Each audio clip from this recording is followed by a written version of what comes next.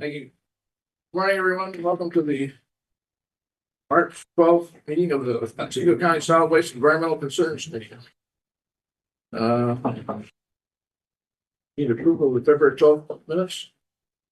So moved. I would second. And all in favor? Aye. Good. Have Cornell with us? I'm here. You're here. How are you? Good, thanks. How are you? Good. Good. Share a little bit of reading for you and talk to you a little bit about what we're up to and answer any questions. Thank you. Thank you. Thanks, Liz. So I am glad to answer questions about what we're up to in general, past, present, or future. And I'm also here to formally request that this committee ask the board to move forward with our 2026 appropriation, which totals between the two lines $221,000. So I've shared a little information in writing about some of the highlights from our 2025 programs for each of the programs, and some of the things our staff is working on programmatically for the coming year. It's by far not a comprehensive list, but it does give you a snapshot of some of the education and outreach we're providing to the Otsego County community through our agriculture and horticulture program, which includes natural resources, invasive species education, and community energy advisors through our 4-H youth development program, which of course speaks for itself, and through our family and consumer science program, nutrition education, cooking, shopping on a budget, food security. So I've kind of laid that information out in brief in these documents. I wanted to point out that there's an asterisk next to a lot of the titles of the different programs, because those are programs that are actually funded with grant funding we received, not with Otsego County funding. So Otsego County's funding to cooperative extension supports the 4-H youth development program, the agriculture and horticulture program, and our modest administrative expenses to operate the extension center in Cooperstown. And part of my salary, a larger part, is actually paid for by Harry County. We have very little administrative and management overhead. Most of Otsego County funding is going directly to programming in the county. So didn't bring down a budget breakdown because that was actually reviewed very carefully at the budget hearing in the fall. But certainly if there are questions related to funding and how Otsego County's funding is spent, I'm always glad to answer them. I'm more excited about the real work we do and celebrating our outreach in the community and our service to the community.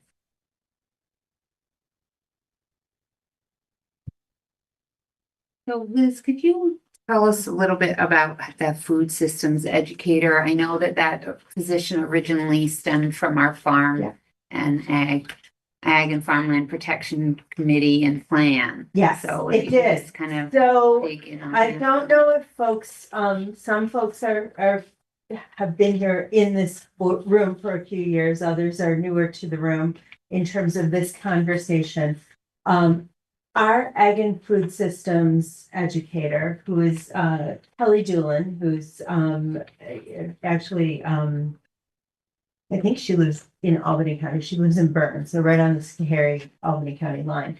But she spends time in both offices on a weekly basis.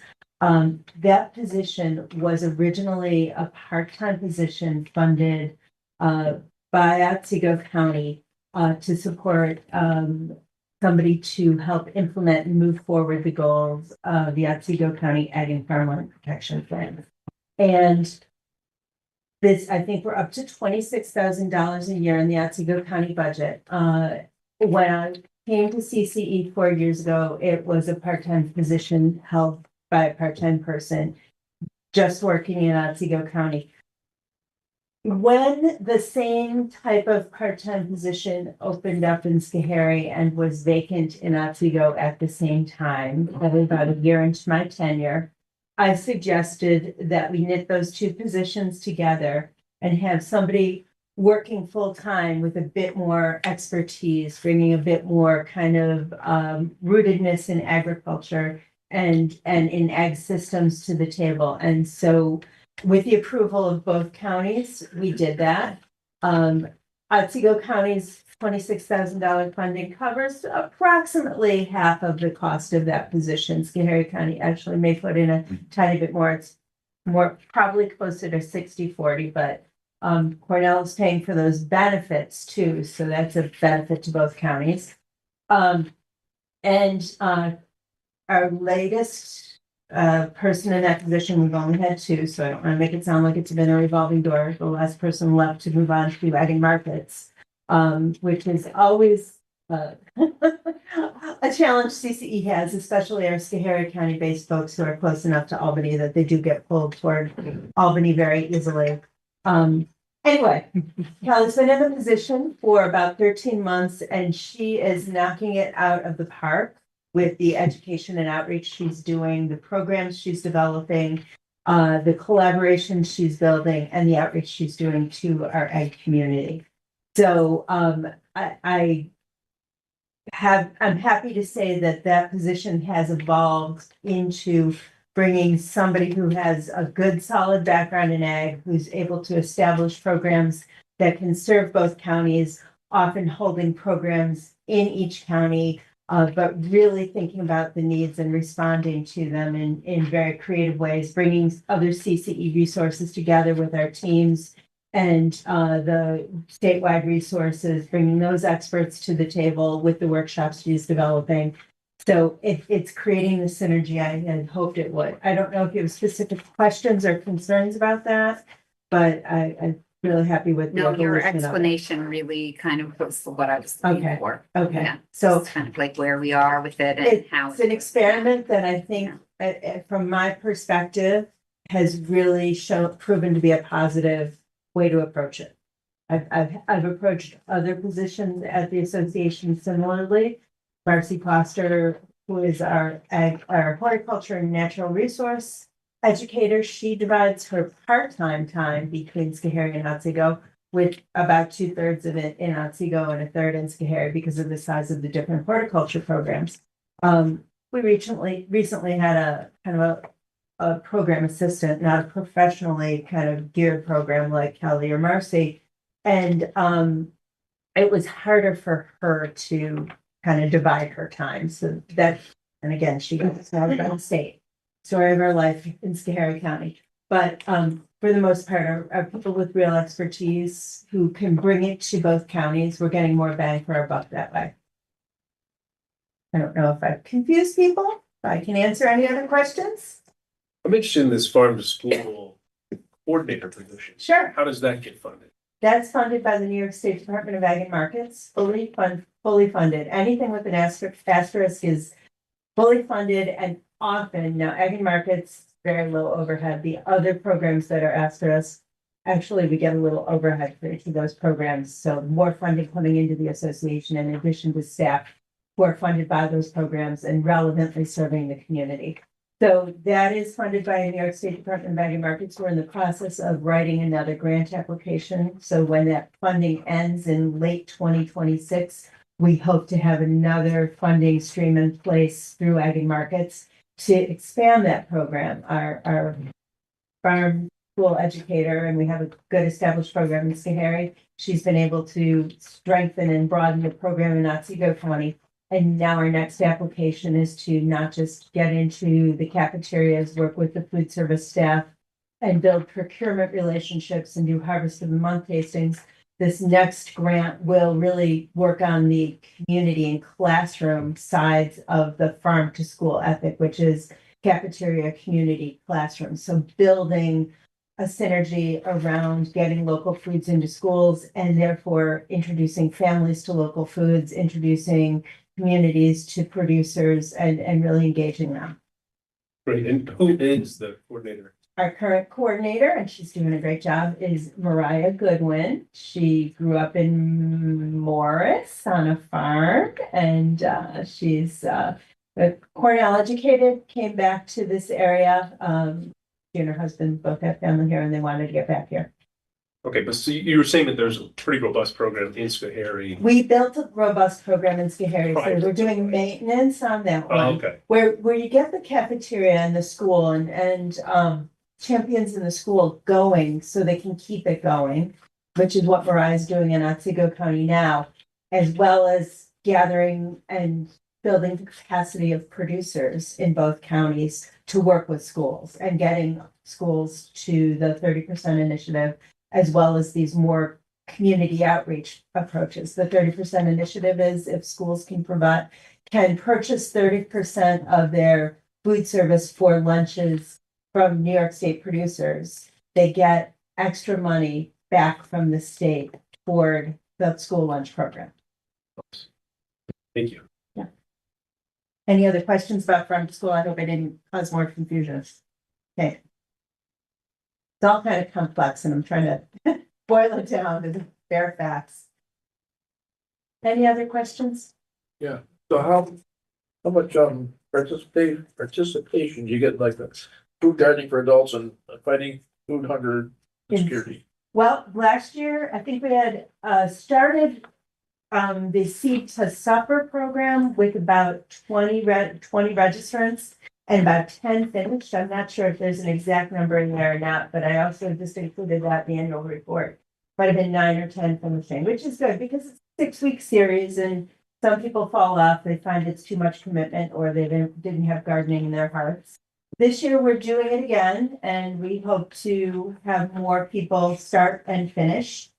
We had hoped to expand that program to other communities, but that is where grant funding for the activities itself comes into play.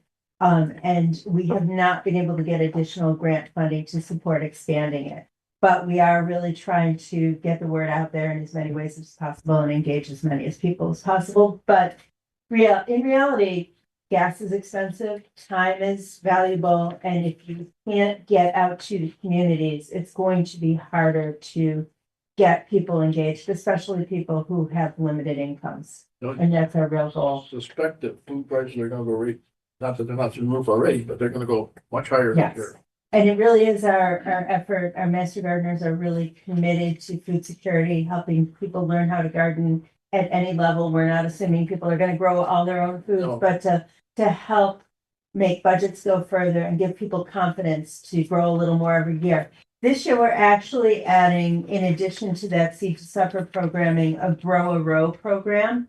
And that Grow a Row program encourages home gardeners to grow extra produce in their garden and donate it to their local food banks. And the program is, networking people with the most local food banks in the area. And since there are 40 food pantries in Otsego County, we can introduce home gardeners to their most local food pantries, make them aware of the hours, what those pantries need to receive, how they need to receive donated produce. But this is a model that we will be building into everything we do in Otsego and Schoharie counties this year. And it's an established model. We're actually already collaborating with the Otsego County Health Department. They're going to be doing some mapping for us and the Grow a Row participants to use so we can see where people are growing and where those food pantries are. And it'll be a lot easier for people to make connections that way too. They used Shout to, out to our expanded GIS capability. Yes. I recognize that. We're putting it to good use. It's not just a wonky kind of tax thing or anything. So, yeah, they used to tell us they didn't want anything, they had to be prepared at the food pantries. Now that they've changed their tune entirely. yeah, and they do need there are a lot of things that go into play. How would they need it packaged? How they need it delivered? Ideally, with Grow a Row, we're also encouraging people to grow, they can grow what they like, but grow some more maybe shelf stable, longer kind of lasting foods that are easier for food pantries to receive and not have to give out the next day or the same day. So it really is kind of a layered approach. But the food pantries also have to have some sort of way to preserve stuff, coolers and stuff that, Yes. so they can, Yes, they do have to be able to keep it safe and healthy, exactly. So, and we're all working on building capacity around all of that too. And then recipes for zucchini. Right, not just recipes, but really bringing our Healthy Connections, SNAP Ed, and expanded food nutrition program educators into work with the clients of those food pantries, providing recipes, but also using the relationships we've made to get those clients engaged with some of the nutrition education and shopping on a budget and comfort level cooking skills, building programs that we're doing, ideally with people who are reaching the food pantries, because how do we build their capacity as well? Do you have another question? I did. The Master Gardener program I know is fantastic. Are there junior Master Gardener programs? I'm not familiar with a junior Master Okay. Gardener program per se. However, where you might see that intersection is the fact that our 4-H programs in both counties have Master Gardeners working with 4-Hers to do some really great gardening education. So those are initiatives in both counties that we take very seriously, especially around the food security. Okay, yeah, and I guess didn't realize that 4-H had like a gardening side to it. It depends on the club. Each club has its own interests. I see. So sometimes we have a club that connects with a master gardener too, and they get into a whole thing of their own. But a lot of times the 4-H program will offer a master gardener, or excuse me, master gardeners who are willing to do programs with 4-Hers from any clubs and do workshops, a series of workshops to get kids engaged with gardening. So that's what's happening too. We respond to the club interests if they have an interest, and we offer a broader program. So even if kids, 4-H youth who are members, their club isn't a gardening club or interested in gardening, they still have an opportunity to take gardening related workshops and series from our master gardeners. The thing about like dumping Yonta, it's harder to do, livestock. Right. But gardening is Yeah. simpler. Yes, exactly. And same thing, grow a row, well, not grow a row, but seed to supper. A lot of that is container gardening too, or very small space gardening. So a real focus is how do you just lower the barriers to access to people who might be in the city, might not have a yard of their own, might be in an apartment. How do you help them to still grow some lettuce, grow some tomatoes, and, figure it out. So yes, we really are trying to think about reaching not just the kids on the farm. Great. Yeah. Can I ask a question about the Grow a Row program? Are you also, back when I lived in California, there was a program to go and pick stuff from people's fruit trees that they weren't eating? Oh, doing the gleaning? Yeah, and bring it to the food pantries. And I notice around here, there are a lot of people with fruit trees and nut trees that they There are don't. gleaning efforts. We have not taken those on because I know we have tried to network people. Gotcha. That, the ag educator has introduced people who are trying to get gleaning going. That we haven't had the capacity to do that.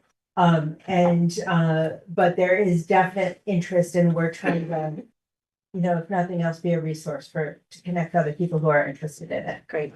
Thank you. Any other questions?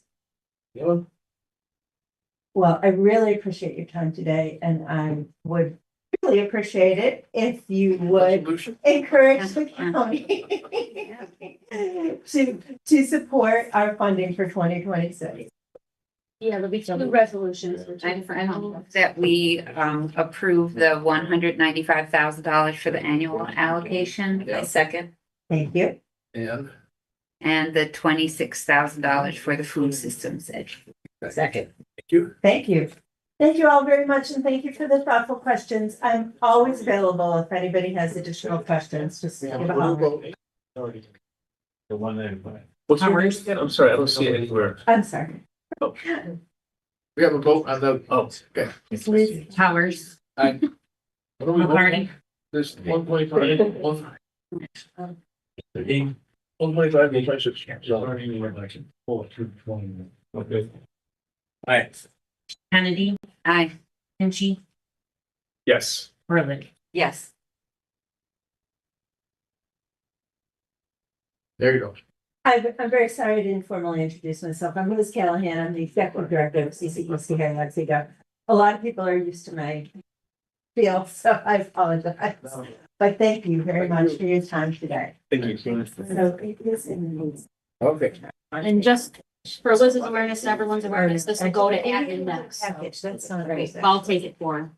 Okay, so she won't have to. Yeah. got that, Liz? This is going to admin next, and we'll take care of that for you. Thank you. And If then I'm needed anywhere else, just let me know. I think you're fine. Thank you. Thank you. Thank you so much. Next on our agenda, is the ag district. Multiple processes here we need to, we're gonna do all in one. Let me get my presentation up here.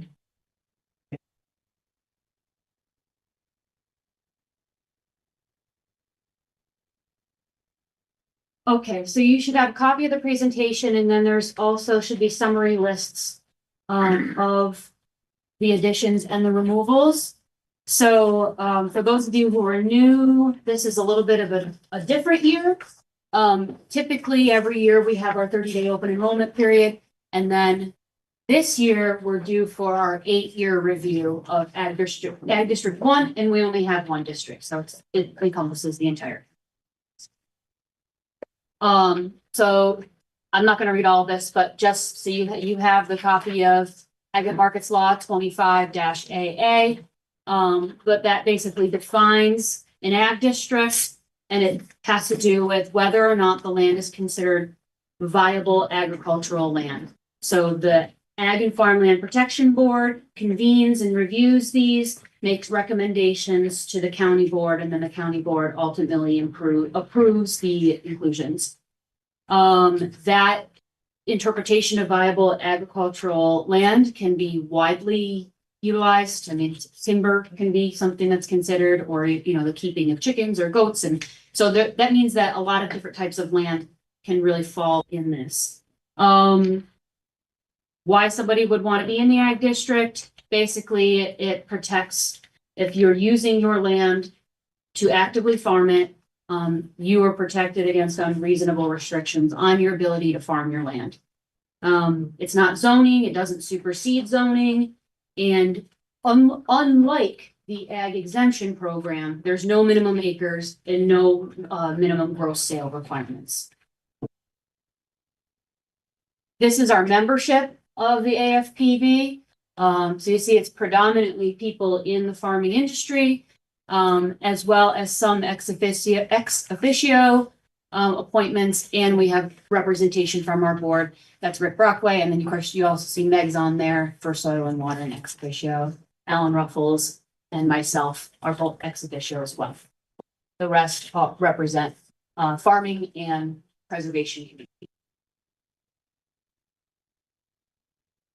So for the 8-year process, so I'm going to cover kind of what the 8-year process looks like, and then what the 30-day open enrollment process looks like. So we're required to review our ag districts on an 8-year cycle. We consolidated the last time all of our districts into one. So this now encompasses all the parcels within the county in the ag district. People can add their parcels every year, but you can only remove them during the 8-year review. And so we're required to mail out letters to every unique property owner. So we mailed out around 3,800 letters at the end of 2025. They had a 30-day period in January to respond to that letter. We timed that so that 30-day period coincided with our regular open enrollment period, which is also January. People could either request to be removed, they could add additional parcels, or just give us some general data about how they're using their land. So we received a little over 1,200 entries, and we had all that process summarized, presented it to the AFPB in February. So now we're here today. We're going to go over the additions and generally the removals, and then with the anticipation that the board will approve this in April, there'll need to be a public hearing. at the April board meeting to go along with this. And today we'll also go through the seeker process. So what I'll do is I'll present the parcels to you, we'll do the seeker process, and then if you so choose, we'll approve the additions. And then after that, we have until August to finish our report to Ag and Markets, which involves a lot of technical and GIS related work. So, So did you say you had 1,200? What did you say? yeah, 1,200 entries from that outreach. Fortunately, a decent chunk, we got people to respond online for a number of them. So I think we had to hand process a little over half. So those are people applying to be in the, Some of it, most of it are people just saying, yep, I'm farming my land, or nope, I'm farming my land, but I want to stay. I'm not farming my land, but I'd still like to stay in. Because I might farm it later. okay, so it wasn't 12 additional. It was 12 or 1,200. Yeah, just 1,200 people just telling us about, Status quo. yeah, and some of those include additions and some of those include removals. Did the Amish belong to that? Yes, yep. Actually, we have one addition that is a kind of an odd situation that and does involve an Amish owner. So I'll talk about that in a little bit. And then just to go over the 30-day open enrollment, that's what happens every year. People can only add parcels to the district. We had it occur simultaneously with our 8-year review response period and the 30-day open enrollment. The addition of parcels is a little bit more involved. The owners are expected to provide some additional information regarding the agricultural viability of the parcel. They're not required to provide that with the 8-year review. A lot of that's because if you're getting a letter for the 8-year review, then you're already in, so you understand what goes into getting a parcel in the district. So this is a summary of those 1,200 or so that we got. We have a little over 188,000 acres in the district. We had about 53% in acres of the district represented in the responses, or 51.33, and then out of those, and these can overlap. So some of them can be people who are renting and allowing use and also checking yes for the crop. So they're not like 40% plus 22%. Some of these align with each other, but about 40% of those responses are actively using their land for farming. And about 22% of those responses are allowing their land for farming by allowing a farmer to use it. So they're not the farmer themselves. And then, like I said, you all should have this summary list. This is just up in case somebody's watching in the public so they can see the list. So this is the summary of the additions. I'm going to go through these. We've lumped them together by property owners. We're not going to go parcel by parcel. But we had a request from both our 8-year review and 30-day open enrollment, 791.35 acres requested to be added. And then we had 581.73 acres requested to be removed. So we're netting, what was it? 791 minus 58, so it's almost 200, a little over 200. So why do they request to be removed if they were on before? So despite our outreach efforts, part of it is there is a bit of a perception that it limits what you're allowed to do at your property. Like they think that means that they can't build on it or something. So some of that just comes from people feeling, even though we may assure them that that's not the case, they just still don't feel comfortable keeping their property and they've got future plans. Maybe they want to subdivide it down the road and they're worried that's going to complicate things. So, they have their reasons.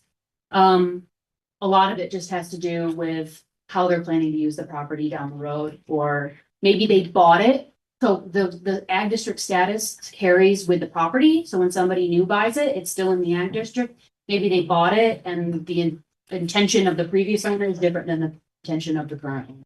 Well, like there's one at 0.86 acres. Yeah, How would you put it in an ag district? it was probably part of a larger parcel that was subdivided. So when they are subdivided, all the resulting parcels are still within the district. So they probably subdivided it and went, well, why would I keep a parcel that size in the ag district? I'll just Here's 1.066. Oh, there's 10.4.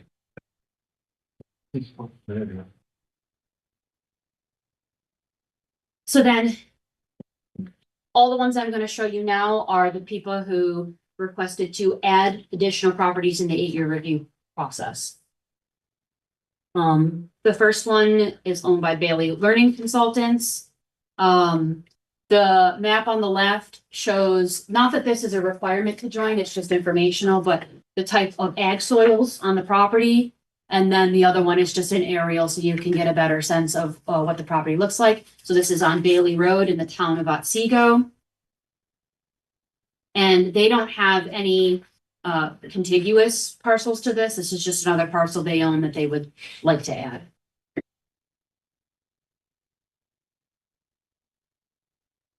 The next one is Deborah Horvath, Cherry Valley, 2 parcels to add, and owns other non-contiguous property in the district. So other property already in the ag district, but not contiguous to this. And she should have the acres all listed out for you in your kind of master list.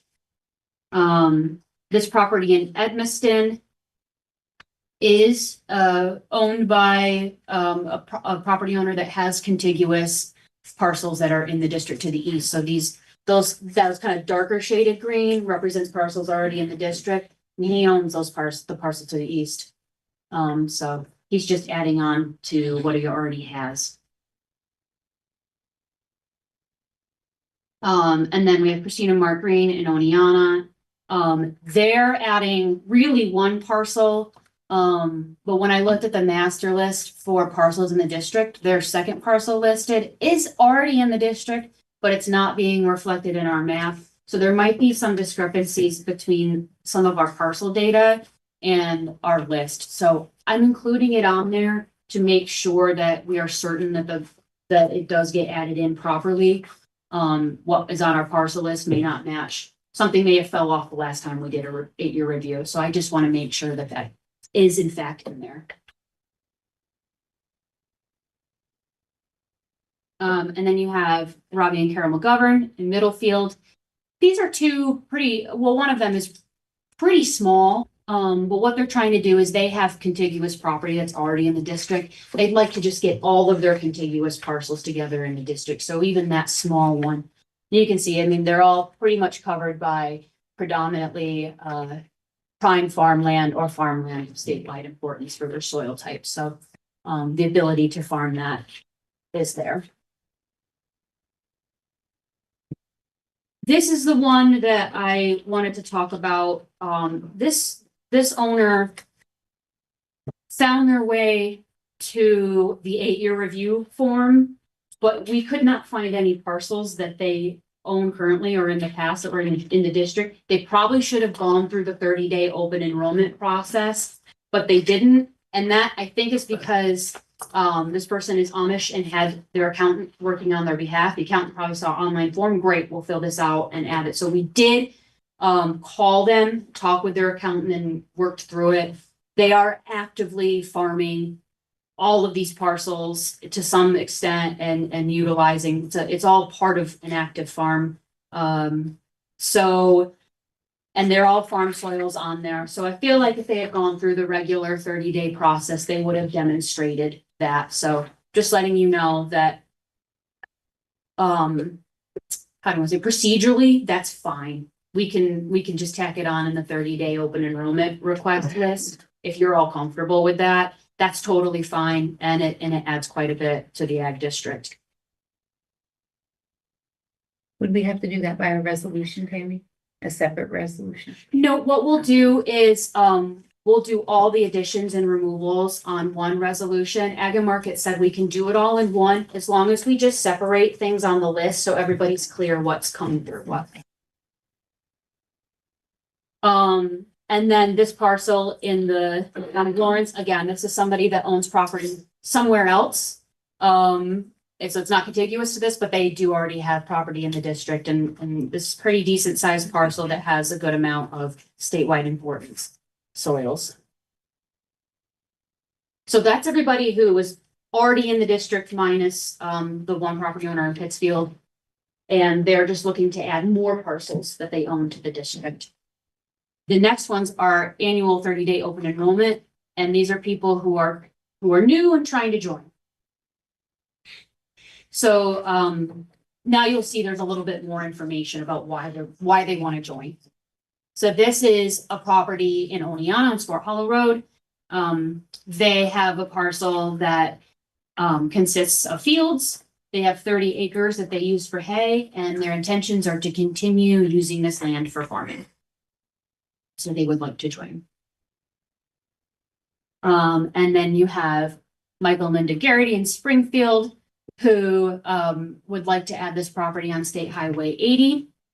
They already have flower and vegetable gardens, and they allow their neighbor to use a portion of their land for crops. And you can kind of see it's this weird little parcel where some of the surrounding property, they do allow kind of their backyard basically to be utilized for. It's kind of a strange parcel. And then you have Michael Powers and Lucy Jones in Burlington, who have 3 parcels they would like to add on State Highway 80. Sizable parcels, contiguous to other parcels in the ag district. They have hay cut off these parcels. There's a maple sugar bush and a herd of cows. So they are actively using this for farming activities. And then we have Jeffrey Jordan, and he has parcels in Otsego and in Oneonta. So I've just kind of shown you where the Otsego parcels are grouped and the Oneonta parcels are grouped. So we're going between County Highway 48 and Pony Farm Road. And he's farmed these fields for the last 20 years, and just for whatever reason hadn't joined the ag district, became aware of it, and would like to add those parcels in. And this just reflects, we've got a lot of, the blue is prime farmland, the yellowish, greenish color is farmland, statewide importance, and the pink is prime farmland if drained. So, we've got some good soils in these parcels. And then Bruce Kramer in the town of Otsego has 2 parcels on Johnston's Road. There are 20 acres of these properties that have been hayed for many years. They recently purchased the property and would like to continue that use, and felt that, it would be advantageous for them to add them to the ag district. So those are all the people wishing to be included. Does anybody have any specific questions about those parcels? Probably gave you about as much as we know about them, but I can pull anything up on our map or anything like that. You have a vote for this? Well, I'm just gonna have to, excuse myself if we could know somebody out there. Yeah, I wondered about that. Because I know that girl sits up front too. Yeah, I'm not related to her, so I guess they can go on. until everyone knows her.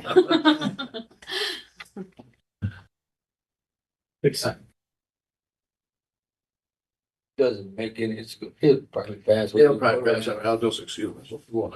Okay. So the first thing we would want to do is do the seeker process. You should have the forms with you. We went ahead and filled out part 1 as the applicant, and then we also pre-filled part 2. We can make any changes if you guys would like to make any changes to parts 2 and 3. But the first step is to classify the action. So we'll need an approval to classify the action as unlisted, which would have us do the short form. I have a motion to accept. That's what we need. So move. Second. Second. This roll call is, no, this is just, Thank you. where's my, okay, all in favor? Aye. Okay. Okay. The next step is to declare SWEC the lead agency. I move that SWEC is the lead agency. Second. All in favor? Right. So we went through these parcels and we looked to see if they had any, sensitive archaeological areas. And no, they didn't. Yes, some of them are, of course, in the floodplain, as a lot of ag parcels are. And so we are doing this as a coordinated review with Ag and Markets, which just basically means we have to provide them this review as part of our submission. And if you look at our determination, we are suggesting that the SWEC as lead agency consider no or small impact may occur, with the reasoning being that the goal of the Ag District program is to promote the protection of farmland. And while some property owners have requested removal, we are still growing the district by a net of 209.63 acres. So we are furthering protection efforts. So therefore, like, not have be significant adverse environmental impacts by joining this. So these motions that. Yep. You have a motion to that effect? I'll make that motion. Okay. Second. Thanks. All in favor? Aye. Aye. So then we need a resolution. Yes, so now we have a resolution request for the approval of the agricultural district 1 modifications. I will make that resolution. We have a second. A second. All right. What was that last one? Resolution to approve agricultural district 1 modifications. Yep. All in favor? Aye. Okay. Second. So that'll go to the full board and then I'll request the public hearing before the April board meeting. Thank you. All right, next is an approval request. This is another one of those user fee corrections. We get a couple of these from time to time. You should have the property card for Van Tassel Road in the town of Otsego. I can pull up the map for you. Just a second. Is there like a cutoff date on these? Not for these, because this isn't modifying the role. This is somebody that's been billed incorrectly. So what they would be requesting is to be reimbursed for their bill. And it's usually because we have a situation where maybe an assessor at some point is looking at the aerial, says, oh, that looks like there's a structure on that property. And they put a user fee on it, and then further the person sees that and they're like, wait a second, there's no house on this property. And so this is what has occurred with this one. It's kind of in a funny location. It's in that little part of Otsego that like juts into Delaware County. So it would be right there. And I will close this up so you can see the parcel better. But this is the parcel. It's this little landlocked parcel. And there is, and I will have Kyle talk about it, but there's a little structure here, and I think this is what got added as the user fee, but what is that, Kyle? It was a machine shed. There's no sewer, electric, or water run to that building. They use it for like tractor storage is all. And I had spoke with the assessor, and he agreed that the unit would be should be reduced back to 0. But yeah, the landowner had called me last week and had asked about what the reasoning was, and I had explained to him what the user fee requires to have a unit on it, and it didn't sound like he fell into that requirement. So Looking to reimburse him his $40. So we don't need I think we have to do an approval for that. a motion and all that for that. Yep.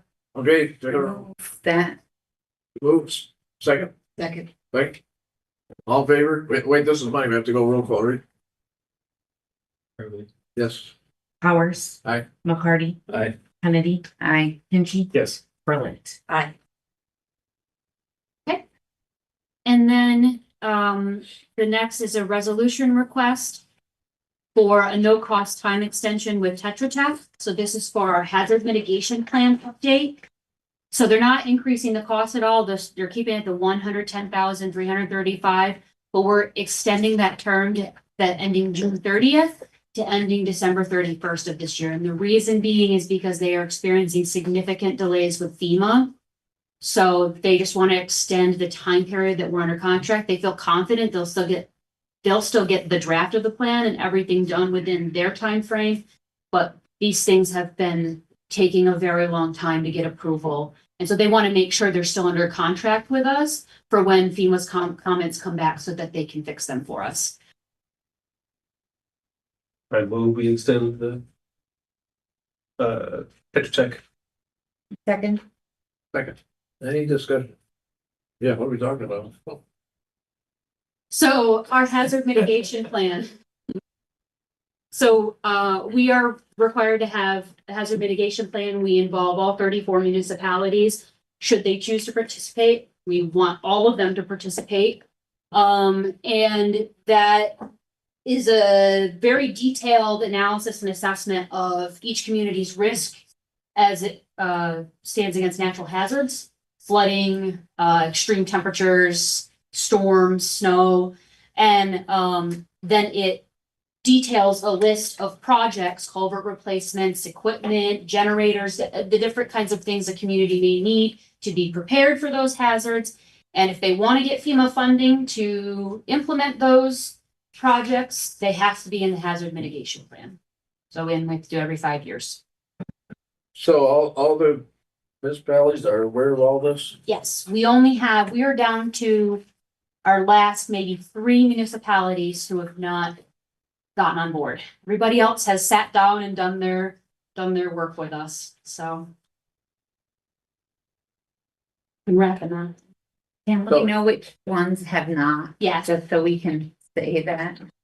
Plainfield, Butternuts, Oh, dang. Village of Milford, and Town of Otsego talked to us, but they have not followed back up with us. Isn't it? Yeah, that's why I first. Yes.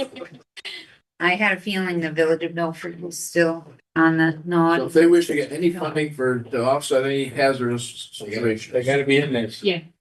Yes. I have a question. The 110,000, is that the original price or is that what's, Yes, and that's paid by the county? that's paid by the FEMA grant that we have. Okay. And then we have there's a small match that we do with our time spent on it. So your sale pitch is it doesn't cost them anything, only a little time to do this.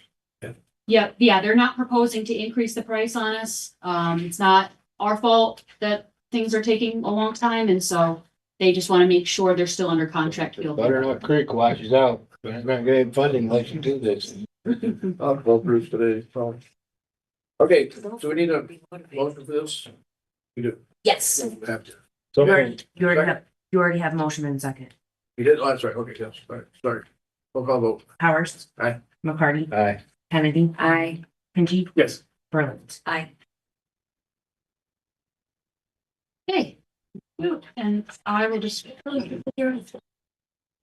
up Kyle's report, and we'll kind of be back more into regularly scheduled business. Is everybody out there, or anything else? Wait, probably listening. I'll watch you. I'm not kidding. That's funny. Maybe it was for Tammy. Okay, All right, so moving on to Kyle's report.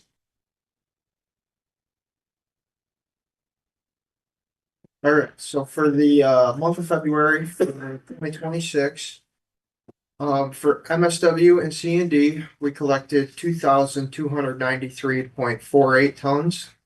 This generated a revenue of $246,151.82. Our rebate from Casella was $2,766.42. And versus 2025, we were up 90.64 tons. For recycling, for February, we collected 246.88 tons. Our cost to Casella was $24,159.68. At Appalachian, we recorded 232.83 tons. And versus 2025, we were down 29.35 tons. For electronics, we did not have a report for the month, but we did have 2 pickups. So once we receive the summary for those, I will update that and let everyone know at March or at April's SWEC meeting. For cardboard, we collected 2.71 tons for the month. We unfortunately did not see a savings, from this. But we'll keep following that. We still have an overall savings, so. For glass for the month, we collected 5.73 tons at the Northern Transfer Station. And this gave us a savings of $85.18 a ton. For food waste, we collected $15 in compost revenue. For mattresses, we collected 182 units. We sent 2.84 tons to Triad. And I just added a line, I can't remember if I had shared this last month, but of what we saved by not doing the subsidy was $910 this month. For books, we collected 0.9 tons at the Northern Transfer Station and 1.57 tons at the Southern Transfer Station. For metal, we collected 6.89 tons at the Northern Transfer Station, and we didn't have a load sent for Southern for that month. But we did see a shared rebate of $414.03. For textiles, we collected $64.05 in revenue from St. Pauli's.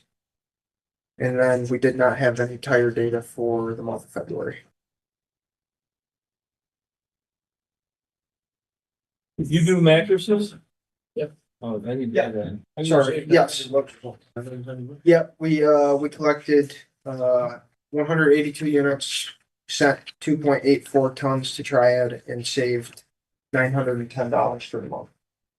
Well, By not. if anybody see the local advertising and the hotel is asking for people to take their mattresses. Yeah. So. That's probably where they were all coming from.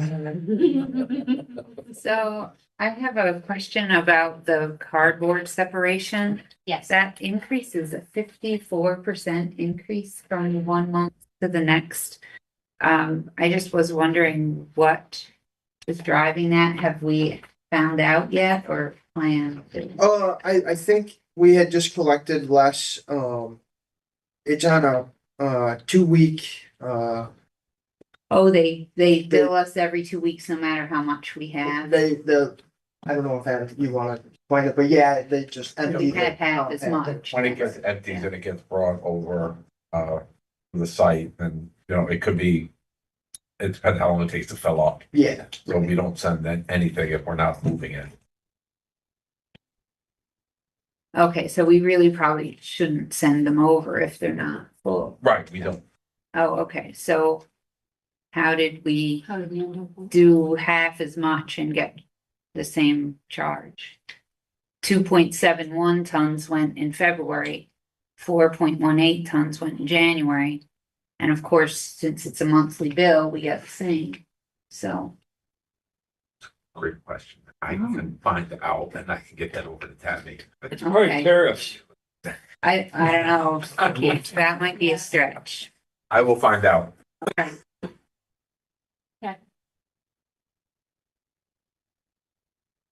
Okay, All right. anything else? We're good, we're on. Next is soil and water. Oh, soil and water. So we met last Friday. The team from Soil and Water is going to the Water Quality Symposium this week, so that was why we didn't meet on Monday. We are in the process of finalizing and closing out a very large ag and markets grant, so it was I think it's gonna total out to be in 800,000, but it was for a manure storage facility in the town of Lawrence. And it's we haven't closed out one since we got the new district manager that was of this size and scope. So we're working on getting all of the documentation together and making sure that everything lines up with our partner agencies, the NRCS, which is the Natural Resource Conservation Services, They partnered with us on this one. So when they contribute and then we contribute and everything is based on a percentage of the total cost of the project. So that was where we kind of got jammed up in previous administrations of the district, but we are working before we sign off on it. Everybody's gonna agree that these are all, we're gonna see it all laid out for us with all the proper percentages. So it's a big step ahead for the district, and I'm very pleased. I think that the board is also very happy with the work that's being done. And I just want to remind everyone that the tree sale for the district is still ongoing, and it's done online. And the expectation there is you're getting bare root trees with multiple. They're not gonna be like a huge tree, but they will be at a lower cost per tree. Significantly lower, I can attest to that. So the town of Pittsfield did get its award for a salt shed. Also the town of Springfield, which I think we reported on these already, and we reviewed and signed the landowner contract for the Mars Dam removal project. So that is pretty much, and we also are pushing out 10 awards that can be applied for the mini grant program. So part of our state fund, we allocate to do up to $1,000 for a project that has environmental in nature and a community benefit.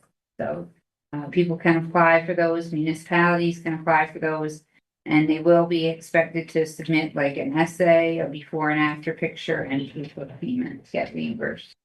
Matt, do you know how they submit those? I just got information about it from Christos, but it didn't say how they. That is what I'm in the process of figuring out. Okay. Because I told them just call the district and have Robin tell you what to do. Robin is the district secretary and assistant treasurer, so.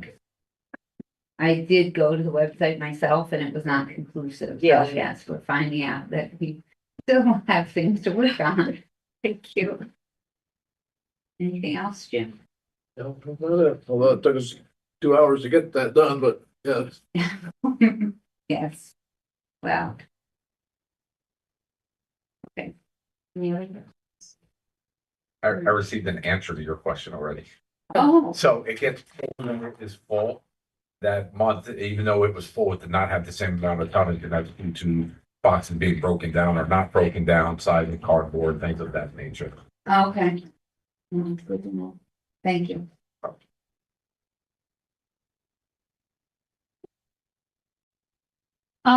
Continuing business, just an update on the snowmobile letter that's being drafted. Kevin's just getting some final details from some organizations, so he just wants to get kind of all those final details buttoned up, and we should have that letter be next month. Our 2025 HSW grant was submitted. How much did you request, Kyle? I requested 34,000, roughly 34,000. There's a little over that. But that includes, stuff that's reimbursable that we collect, as well as advertising. So yeah, that was $34,139.80 is the exact. What's HHW? Household hazardous waste. Oh, that's Yeah, you'll get used to that one. I knew that at one point. Yeah. Yeah, sorry about that. It's really half of Kyle's salary. Yeah, that's it's a big one. And Do you want to go through your others? yep. So we had the 2025 textile report that was given to us during February. And at the Northern Transfer Station for the year 2025, we collected 10,763 pounds in textiles. And this was enough to clothe an estimated 1,983 people. And at the Southern Transfer Station for 2025, we collected 16,224 pounds of textiles, and this was enough to clothe an estimated 2,989 people. So, just over right around 27,000 pounds of textiles, that we collected for 2025. And then the 2025 recycling grant reimbursement, received, so we got news from the treasurer's office that we had received, our grant reimbursement, for the 2024 year. It's applied as 2025 grant, but for the full year for the recycling coordinator position, we received $41,480.84 for that reimbursement. So just so you all kind of have an understanding of how some of these programs work, it's like years before we get the money from what, you know, it's kind of wild, but that's how it works.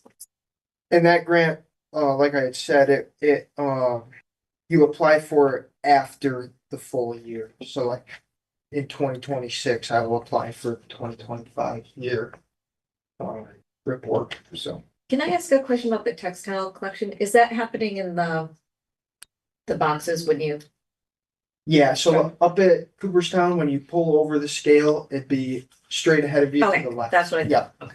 yeah, it's in like a shed. Yeah. Yeah, and then down at, And it used to be they had Goodwill boxes, but they've changed that, right? yeah, it's St. Pauli's Textiles is now Okay. the business that we're working with. Thank you. And can you give me the total number of people that clothed?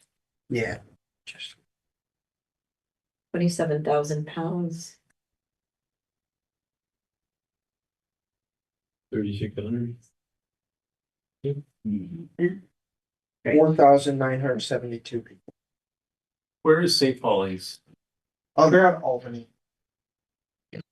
Where do they disperse the clothing? In the Albany area or It's all, Albany. yeah. Oh. It's, and they'll collect anything from clothing to, blankets, sheets, all that sort of material, yeah. Okay, All right. any other questions? Very good. I just want to give a few updates. One, I talked with you about, we were trying to determine how to handle the user fee with the land bank. And so I just wanted you all to know the follow-up on that, and we're retaining that for our records, so we know how to approach it moving forward. Just the land bank is responsible for all user fees incurred up to the date the property title transfers to the land bank.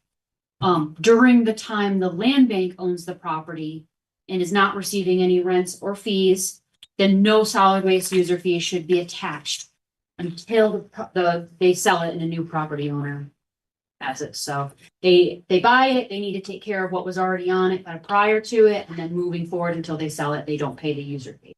So we have that settled, so that's nice. And then an update on Delta with the Southern Transfer Station. They're pulling together the drawings and project manual this week, so we should have it as well as a cost estimate by the end of this week. And so then they'll schedule a meeting with us and we'll have everything for you prepared and finalized to review. So getting the bid together, and I'm feeling the crunch of that with the nice weather. Most leachate pipe update. I got an update from Barton and LaJudas. Their survey, base mapping, and hazardous material testing is complete. They've done the field work for wetland delineation, and have submitted information to DEC for that. They got a geotechnical subcontractor under contract, and they're gonna do soil borings in the next few weeks. They've met with the city of Amsterdam and the town of Amsterdam to start kind of solidifying how that's going to impact their systems. And then they're both supportive and they gave some feedback and they're going to incorporate that into the preliminary design. And they've started the financial analysis and will begin seeker shortly.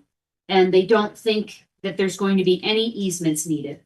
Just everything. So it sounds like they're moving along with the process. And I know the plan, we were going to hear more around May. We probably have a substantial amount of information from all of that. That was their goal anyway. So it sounds like they're moving along in that fashion. Do we know, Tammy, the scope of that project? Like what's going to be replaced, what's going to be new? Do we know that yet? Well, the holding tank will be replaced and the leachate piping would be new.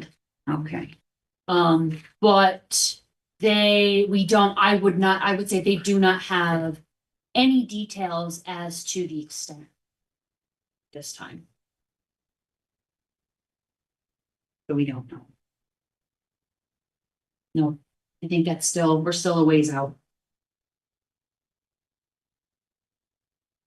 And then the last item is under new business and Representative Pro- Do we have any funds allocated towards that already? What's the question? Were funds allocated towards that in the 2026 budget? So it's a total. I think all our money's on the most of. we pay into the annual maintenance costs for Okay. maintaining the two closed landfills. We have not put anything in the budget to support the leachate project. But we need more information until we feel like Right. we can make a informed decision. So we're following along, going to, the meetings and following up to see where Okay. people are at so that we can kind of keep abreast of the process. Thank you. Likely this would be a capital project. Funded that way and the actual cost we would experience would be debt service. Yeah. Makes sense.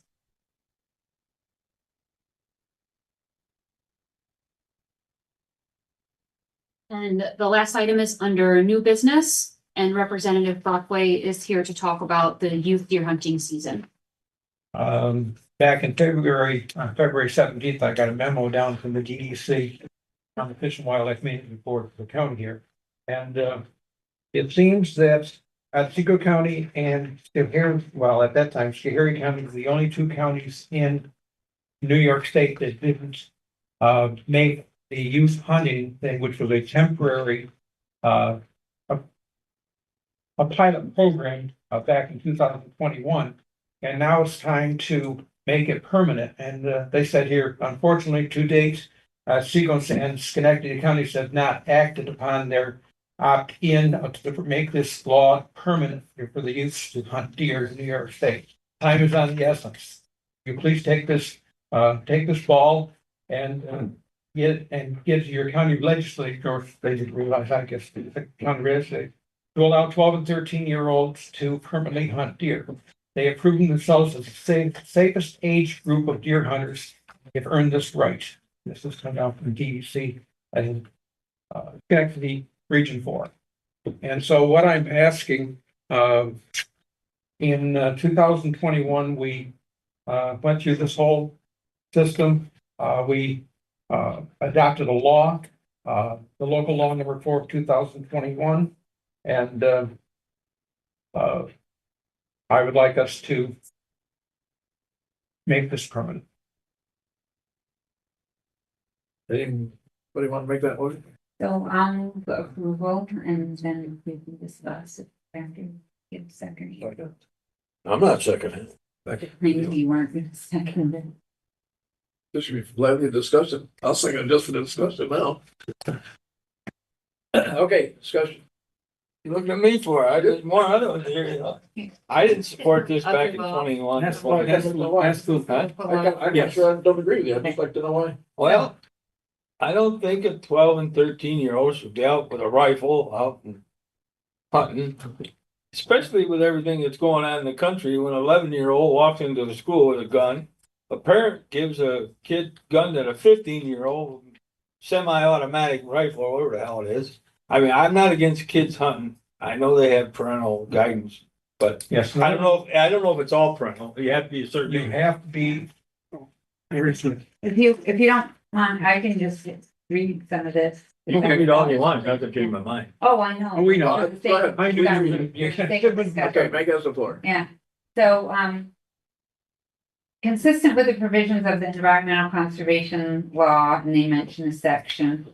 It's adopted to authorize the expansion of youth hunting and allow licensed hunters age 12 or 13 to hunt deer with a crossbow, rifle, shotgun, or muzzle loading firearm when accompanied by a parent, legal guardian, or mentor. Excuse me, what's a mentor? Would it be anybody? Let me read to see what it says. Mentor. Define. As long as the Parent person, means a person currently holding a valid hunting license issued by the New York State Department of Environmental Conservation has at least 3 years prior hunting experience hunting deer as a hunting license holder and is the parent of the minor participating in the pilot use deer hunting program. Physical control means the physical proximity of a minor to a parent, legal guardian, or mentor, and is such that the parent, legal guardian, or mentor is A, reasonably able to issue verbal directions and instructions, B, maintain a constant visual contact, and C, otherwise able to provide guidance and supervision to the minor. And so we piloted this in 2021 and we had no issues that were brought to our attention. What's the age restrictions for small game hunting? I think you can, small game hunt, I think you can, early hunt is 12 I or 30. believe, yes. Yeah. But it's not giving them a rifle or a crossbow or whatever else. Birdshot. I share your concerns. The other concern I have is, and I think we all have friends who have property that abuts public lands, who are constantly having to deal with folks who cross over onto private property where they're walking their dogs or whatever. And I would hate to put a 12 or 13-year-old in that position.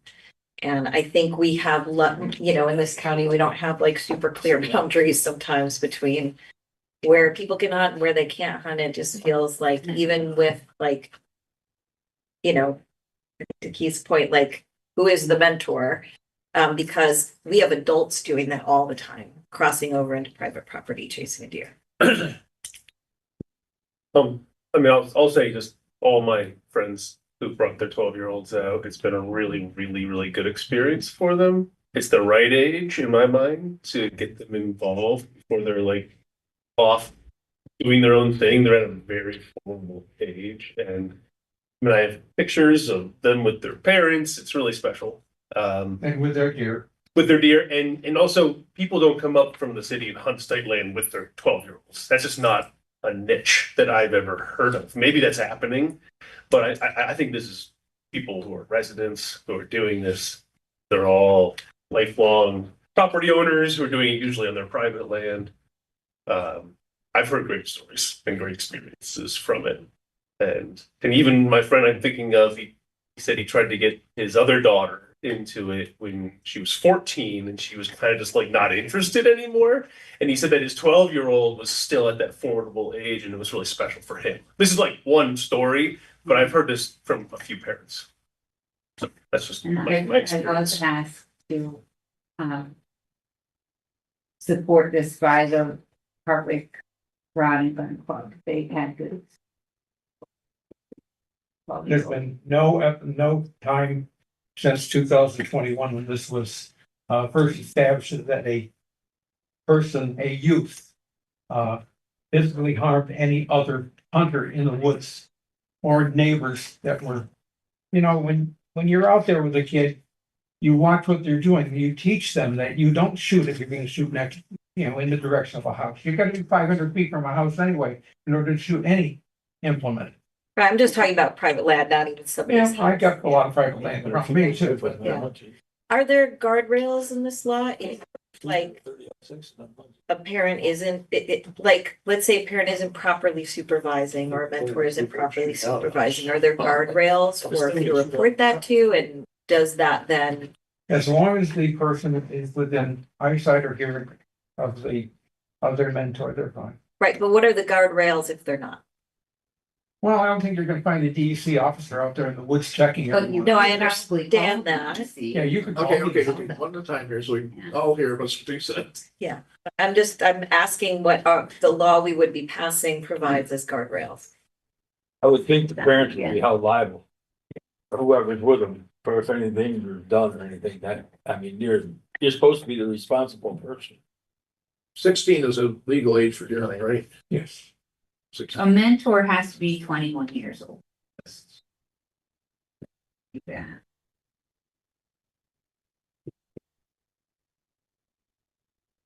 Okay, we got. I think the. So I just want to say, I think the goal of this law is to create guardrails. 12-year-olds who grew up in family of hunters, a lot of them are just out hunting by themselves, period. This is creating a program to encourage that parental mentor involvement. So Right. I guess that's the way I see it. There's a lot of young kids And I'm going out asking hunting what for deer. happen- And I'm asking what happens if that person who is supposed to be the guardrail is not performing as a guardrail? Like, what is the mechanism? If I say, if you were to say, Leslie was out deer hunting with her 12-year-old, but she did not have her kid in the eye shot, and that kid was on my private property chasing down a deer with no adult in sight. Right? What is that mechanism? I just don't think, I think it's a rare occasion. I Right? still think Whether it's- it is or not is not the point. It's what is the mechanism? For Well, me, what's the mechanism right now for a 16-year-old who's wandering on somebody's Megan's private next. property? Megan's made. So this point number 6 under section 6 of our local law says a minor participating in the pilot use hunting program must abide by all other federal, state, and local laws, rules and regulations applicable to hunting, including but not limited to manner of take, bag limits, hunting hours, geographical or general implement restrictions, hunting seasons, tagging, transporting, and reporting requirements.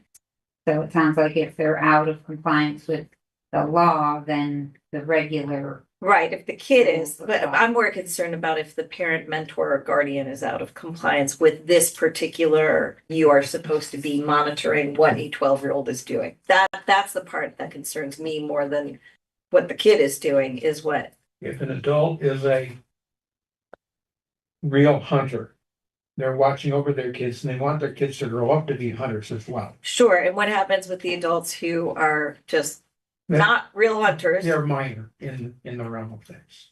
I understand that. My concern is the one time that happens, I'm not talking about like, One time, you're in the bank, doing your business and the guy walks in with a gun and rob the bank. That's, right, and This I'm is- asking, what is the mechanism?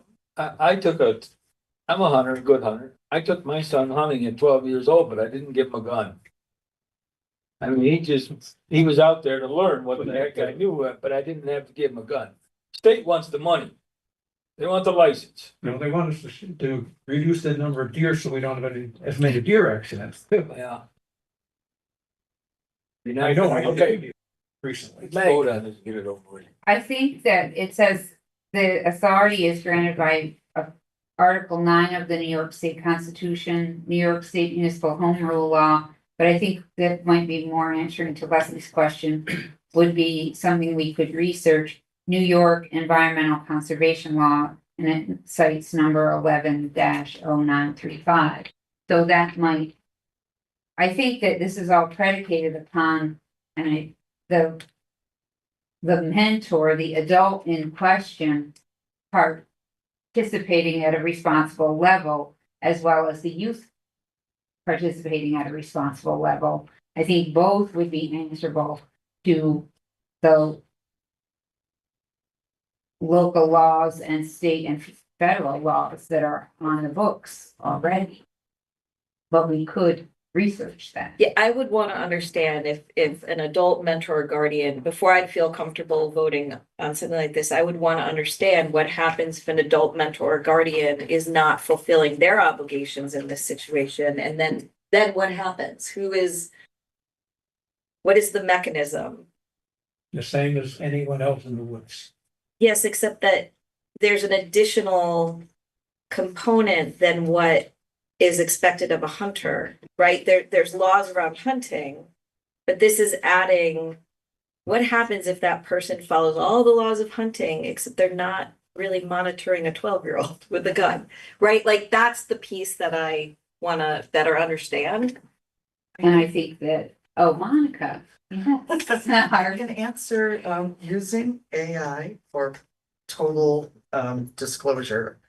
But violations such as improper supervision for 12, 13-year-olds or hunting without proper licenses can lead to revocation of hunting privileges, licenses, and permits. Serious violations may result in misdemeanor charges and fines. And that's New York state law. That, according to AI, because I don't have my LexisNexis with me, yes, New York State Department of Conservation. What isn't the key So thing? I'm going to say, like these now. Isn't the key thing here that we're just one of the last two counties that's not doing this? Like, Yeah. all the other counties have decided to do this. We want to be. a If county it was that says, dangerous, "No, they kids wouldn't be can't doing hunt," it. but We're just the last every one. other kid in the state can. Well, I've got no problem being the only person doing anything, so. I long time hunter and I got a little grandson and all that. And I'm perfectly fine with him not hunting deer till he's 16. He can go fishing, he can go trapping, he can shoot squirrels, he can have all the 22s, and he's got 22s. I bought them. But I don't think he needs a 12 years old to go deer hunting. It seems to me like you're not letting him up the ladder to graduate to big game hunting. You're just saying, here you go, kid, So, go. So I like a progression, is what I'm trying to say. I don't like just saying, here, you start right out at 12 years old hunting deer. Have at it. Do you? Oh, Go ahead. My question is just for the sake of discussion. I think that young youth who are at this age and want to go into going hunting, I think that they are actually progressing, because when maybe they're even younger, they may be having their BB gun, or they're 22 and are maybe shooting at other things. And I'm not going to say for everyone, but I feel like that for a lot of young people, they've had experience around, maybe they took a gun class that, rod and gun club or something that they do have, and that this carve out, I think, is more aimed towards, and I know that there can be much difference between what it's aimed for and what it actually happens, but to have those kind of educational experiences, like Eamon mentioned that his friend had, that like these are going out with somebody who's a trusted mentor or parent and learning how to do it right, rather than to be more irresponsible. you can learn how to just. I don't want to be blamed for some kid. I've done it a long time. I've seen people, they forget to turn the safety off. They're walking out through the woods, they trip and fall, and that gun goes off. I don't want to be part of that. I'm sorry. I couldn't take a 12-year-old getting shot by his own gun, falling in the woods or something. And that's, you can talk about it all you want. I'm not voting. Okay. The 12-year-olds really don't have, in my mind. I know a 9-year-old, but he's hell on wheels, so I'm just telling you. He's not gonna be a different when he's 12. At 16, maybe he would be a little different. I don't know. I would have a, By 16, we've already lost him as a hunter. he's We're already a out chasing, hunter. You're right. we're out chasing girls by then. Well, it has its ups and downs too. Are we ready? Well, let's Vote. wait for Yeah, wait for representative. that. Already is.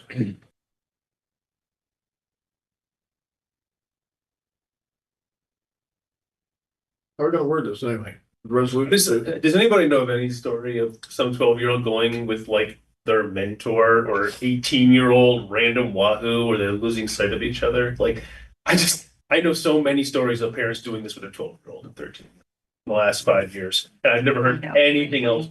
I know that my grandson took very proudly his big bottle full of BBs to school. He got his ASS in a lot of trouble. I mean, they called everybody in sight. They had to send out letters to all the children's school. Somebody took ammunition to the school.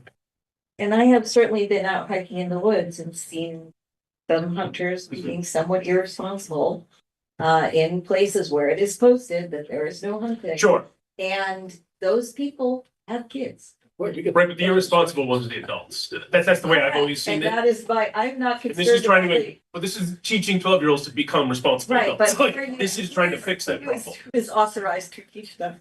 Okay, That's the But the thing. irresponsible adults aren't taking their 12 years old. That's the thing. This isn't even happening for them. This is encouraging responsible. Yeah, prove that to me, that the irresponsible hunters are not doing this. Yes, I'll tell you the irresponsible Okay, cool. adults just let their 12-year-olds go hunt in the woods without any supervision right now. Now we're ready to vote. We're waiting for you to We vote. have to What's make a resolution. What's the resolution gonna say? The resolution is to adopt a local law for the year. Well, this is the, Okay, this is our. to adopt a local law to memorialize the local law from 2021. Yeah, that's the old. A local law adopting a pilot for your hunting. That was the Sorry. 21 one. Can't even get it. We right. don't have the, Where's your letter from? we don't.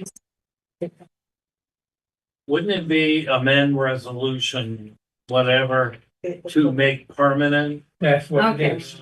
Yeah, Pilot, that's is what that the the resolution request is. from DEC? Yes, and it's resolution number 310-2021. To Oh, amend the local law, 0707. yeah. To amend that to make it be. Oh, But we need someone to move it.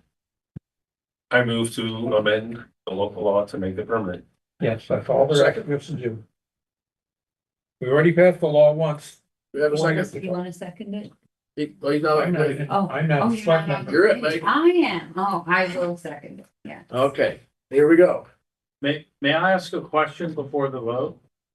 Is there sufficient interest on the whole board to talk about this issue? Yeah, but this is the beauty of the, Yeah, we can always bring it from the floor if it doesn't go anywhere Okay. today.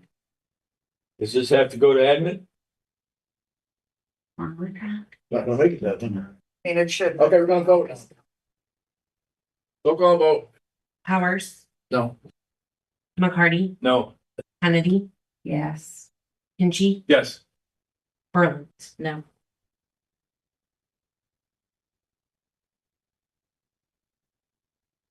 Yes.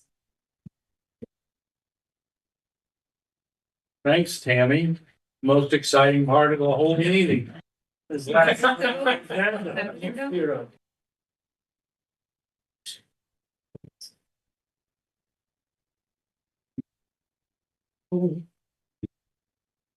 Oh, Rick, bring it forth. I will. It'd be in the paper. Yeah, or even just using. Let the citizens of Otsego County. Oh, you. Sequels, tied up. Tight game, boys. Well, you gonna heck over one time? Yeah. Not opposed to it. I feel like this is. So I, What is the story? This is the first time the donuts actually showed up. Well, you made the first meeting. You wasn't here last month. Tiebreaker. oh no, what did we put in? What happens when the?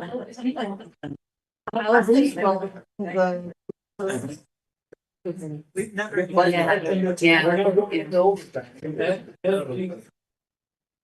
Yes, the rules of order. Ed.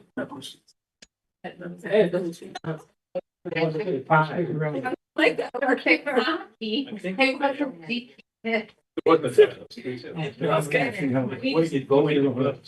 Hi.